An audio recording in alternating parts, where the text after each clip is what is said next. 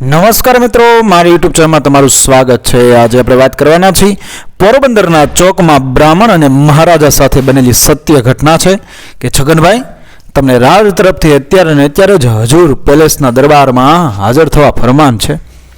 રાજવી ચોપદારના વજનદાર શબ્દો સાંભળતા જ છગનભાઈના ઘરમાં જાણે સન્નાટો વ્યાપી ગયો। ઘરના લોકોને જે વાતની બીક હતી એ જ આફત આવીને આંગણે ઊભી રહી ગઈ હતી। છગનભાઈ કામ જ એવું કરીને આવ્યા હતા કે રાજનું તેડું આવવાનું જ હતું। વાત જાણે એમ છે કે આ ઘટના 7મી સદીથી ઈસવીસન 620થી બરડા પ્રદેશની ધરતી પર ગૌરવભેર શાસન કરતા સૌરાષ્ટ્રના સૌથી પ્રાચીન જેઠવા રાજવંશના અંતિમ સમયની છે। મયુરપુરી એટલે મોરબીથી શરૂ કરીને શ્રીનગર, ઢાંક, ઘુમલી, રાણપુર અને છાયા સુધી જેમણે પોતાની એ રાજધાનીનો બદલીને 1350 વર્ષ સુધી અખંડ રાજ કર્યું એ આ જેઠવા વંશની વાત છે। ઘુમલીનું ભવ્ય નવલખા મંદિર જેમના સ્થાપત્યની સાક્ષી પૂરે છે અને જામનગરના જાડેજા શાસકો સામેના 300 વર્ષના સંઘર્ષમાં જેમની વારે વિરાંગના રાણી કલાબાઈ અને બરડાના વફાદાર મેર યોદ્ધાઓ હંમેશા ખભે ખભા મિલાવીને ઊભા રહ્યા એવા ખમીરવંતા રાજવીઓ આ ધરતી પર પાક્યા। ઈસવીસન 1671માં મુગલો પાસેથી પોરબંદર જીતીને કિલ્લો બાંધનારા એ રાણા વિક્રમજી અને 1685માં એને કાયમી રાજધાની બનાવનારા રાણા સરતાનજી દ્વિતીયના પવિત્ર ગાદી હતી। આ જ ગૌરવશાળી વંશના અંતિમ મહારાજા એટલે મહારાણા નટવરસિંહજી ભાવસિંહજી જેઠવા અરબી સમુદ્રના કિનારે યુરોપિયન શૈલીમાં બનેલા ભવ્ય હજુર પેલેસની વિશાળ કાચની બારીઓમાંથી સમુદ્રની લહેરો નિહાળતા મહારાણા નટવરસિંહજી ક્રિકેટ, સંગીત અને ચિત્રકલાના બહુ મોટા આશ્રયદાતા હતા। આ એ જ પ્રજાવત્સલ ધરાવતું રાજ્ય હતું જેના દિવાન પદ પર મહાત્મા ગાંધીના પિતા કરમચંદ ગાંધી અને દાદા ઉત્તમચંદ ગાંધી રહી ચૂક્યા હતા। આવા પ્રતિષ્ઠિત રાજ્યમાં પોરબંદરના તાબાના ગરેજ ગામે રહેતા એક સામાન્ય બ્રાહ્મણ પરિવારના શિવરામ જોશીને ત્યાં છગનભાઈનો જન્મ થયેલો। થોડું ઘણું વાંચતા લખતા આવડે એટલું ભણેલા પણ સંસ્કાર અને વ્યવહારના પાક્કા એવા છગનભાઈને મહારાજા નટવરસિંહજીના રાજમાં ટ્રાફિક વિભાગમાં સિપાઈ તરીકે નોકરી મળી હતી।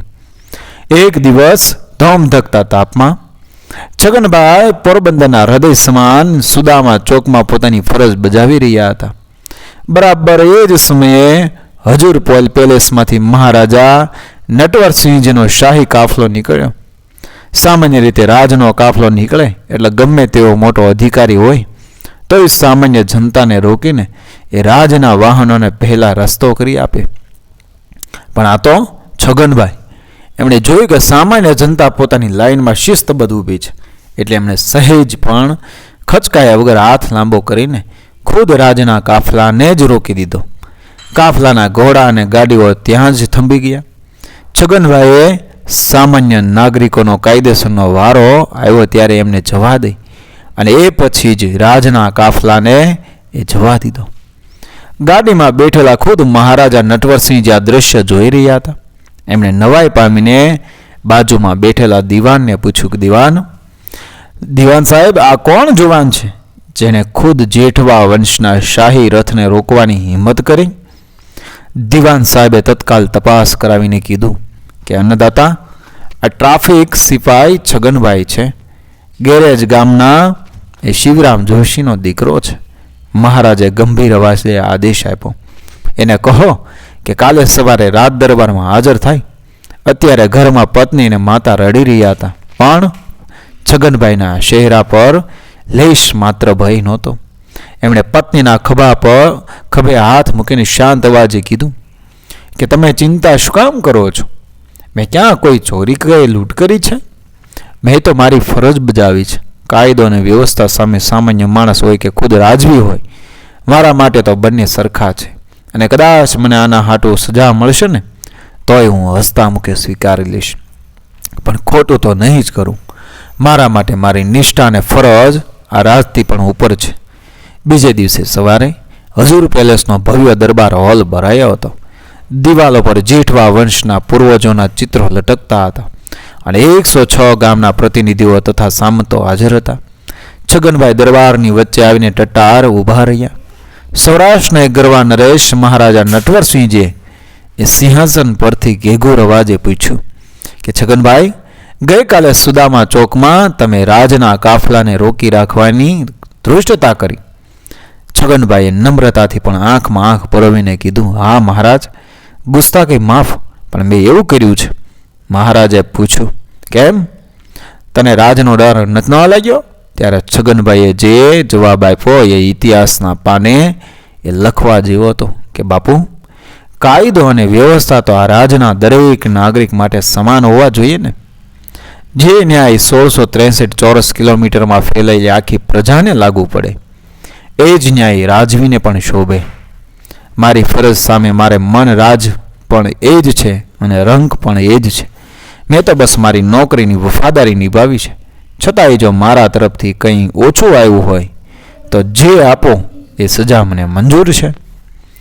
અન્નદાતા છગનભાઈનો આ સાચો અને નિડર જવાબ સાંભળીને આખા દરબારમાં શ્વાસ અધર થઈ ગયા. લોકોને એમ લાગ્યું કે હમણાં છગનભાઈને જેલ ભેગા કરવાનો આદેશ છૂટશે. પણ બરાબર એ જ ક્ષણે મહારાજા નટવરસિંહજી પોતાના સિંહાસન પરથી ઊભા થઈ ગયા.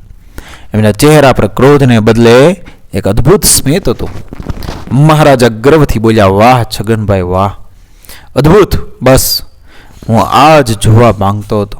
મને એ વાતનો ગર્વ છે કે મારા પોરબંદર રાજ્યમાં આવા કર્તવ્યનિષ્ઠ, નીડર અને વફાદાર લોકો પોતાની ફરજ બજાવે છે. તમારા જેવા ઈમાનદાર માણસોના પ્રતાપે જ આજે આ જેઠવા વંશની શાન છે અને અમારો સૂરજ તપે છે. જ્યાં સુધી આ ધરતી પર છગનભાઈ જેવા એ ન્યાયના રખેવાળો બેઠા છે ને, ત્યાં સુધી જેઠવા રાજને ક્યારેય ઊની આંચ નહીં આવે. મહારાજાએ આખી સભા મધ્ય ગર્જના કરીને દિવાનને આદેશ આપ્યો કે દિવાન સાહેબ, છગનભાઈની આજોડ વફાદારી અને નિડરતા માટે રાજ તરફથી એમને 10 વીઘા ખેતીની કિંમતી જમીન કાયમી બક્ષિસ તરીકે આપવામાં આવે છે. આ સાંભળતા જ આખો દરબાર હોલ મહારાજા નટવરસિંહજીની જય હો, જેઠવા વંશની જય હો ના નારાથી ગુંજી ઉઠ્યો. છગનભાઈની આંખો હર્ષથી ભીની થઈ ગઈ. જે ઘરે ગઈકાલે ભયનું વાતાવરણ હતું ત્યાં આજે ઉત્સવ મનાવાઈ રહ્યો હતો.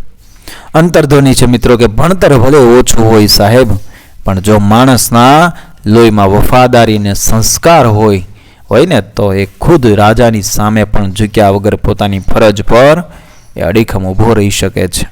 અને ધન્ય છે જેઠવાઈ ન્યાયને કે જેણે ગુલામી નહીં પણ સાચી વફાદારીની કદર કરી, જમીનનો ટુકડો આપી એનું સન્માન કર્યું. મિત્રો, વિડીયો પસંદ આવ્યો મારી ચેનલ સબસ્ક્રાઈબ કરો, ફોલો કરો, શેર કરો.